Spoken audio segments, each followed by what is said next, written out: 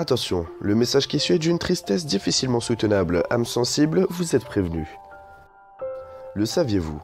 Des millions de passionnés de cabriolets pensent qu'il est impossible de s'offrir un bout de rêve et se contentent d'un horrible monospace aseptisé et mazouté pour les vacances. Ils rêvent encore et encore via les miniatures et les magazines. Mais c'est sans compter sur le petit garage. Aujourd'hui, partagez cette vidéo afin que tous les passionnés sachent qu'ils peuvent s'offrir un bout de rêve et vivre enfin la route plutôt que de la subir. Nous rappelons que l'achat d'un véhicule de loisir n'est pas encore remboursé par la sécurité sociale, mais vaut infiniment plus qu'une boîte de Prozac. Alors faites une bonne action et partagez cette vidéo à tous les passionnés afin que nos routes soient plus belles. C'était un message du petit garage pour le bien de tous.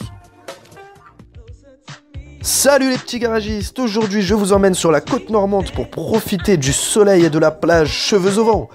On y va en Ford Escort XR3i 16 soupapes cabriolet, putain de nom à rallonge, pour un essai longue durée.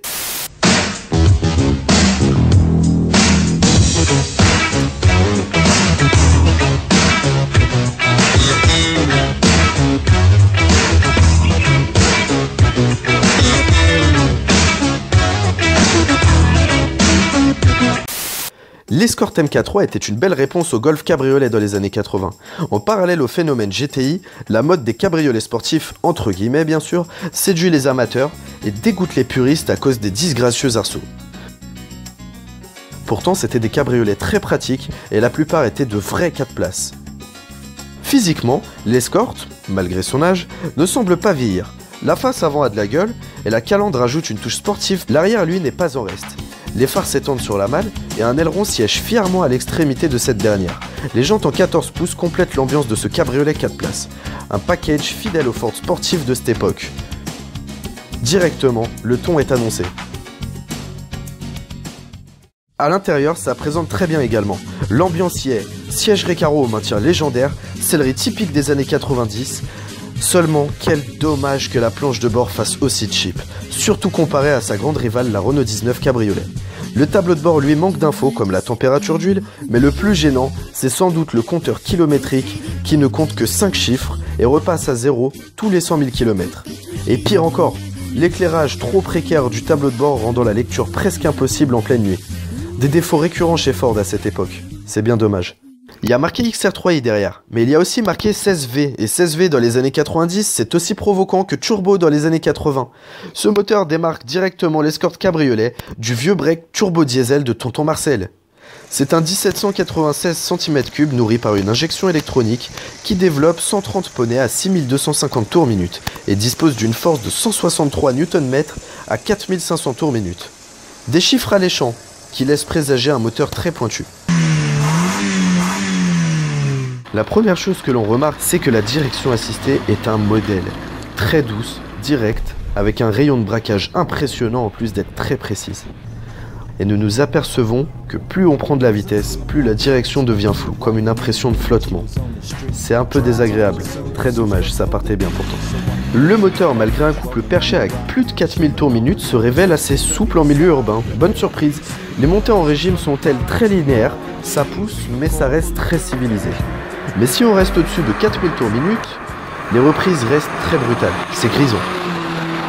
Niveau châssis, c'est une bonne surprise. C'est bien plus rigide qu'une MK3 et c'est très bien pour un cabriolet. Elle est très agile malgré un poids avoisinant les 1200 kg et on s'amuse à sauter d'un virage à l'autre sur petite route. Attention aux excès tout de même. Les McPherson à l'avant ne peuvent pas faire de miracle non plus. Et la masse aura vite fait de vous faire sous-virer sur une petite épingle. C'est bien maîtrisé cela dit, ce n'est pas plus effrayant que ça, mais ça peut tout de même surprendre.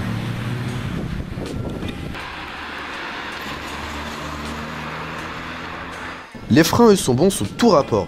Attaque franche, mordant et endurance au poil, et sur 2500 km d'essai, je peux vous assurer que je leur en aurais fait voir de toutes les couleurs.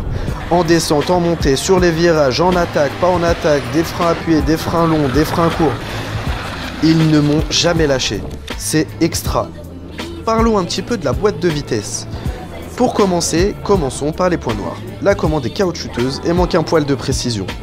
Bref, elle se rattrape parfaitement avec une boîte superbement étagée. En ville, les premiers rapports sont assez courts et s'allongent sur la 4e et la 5e pour vous permettre des trajets peu fatigants sur route et autoroute. C'est type et confort et c'est un régal à l'usage.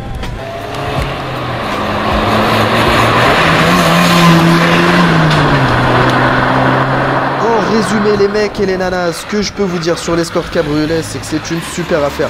Sur 2500 km en circuit mixte, elle a consommé entre 7 et 8 litres au 100. Elle est peut-être pas sportive, mais elle est très performante et vous ne perdrez pas votre temps à doubler. Elle permet de se faire plaisir jusqu'à 4 grâce à 4 vraies places et une énorme soute à bagages. Parfaite pour les vacances. Le top, c'est son prix d'achat. Il est encore plus doux que sa direction. Et si vous ne me croyez pas, je vous conseille d'aller faire un petit tour sur le coin-coin. Le tout avec une capote électrique qui vous permet de rouler cheveux au vent en quelques secondes. Ou de mettre la capote en quelques secondes au cas où il se mettrait à flotter.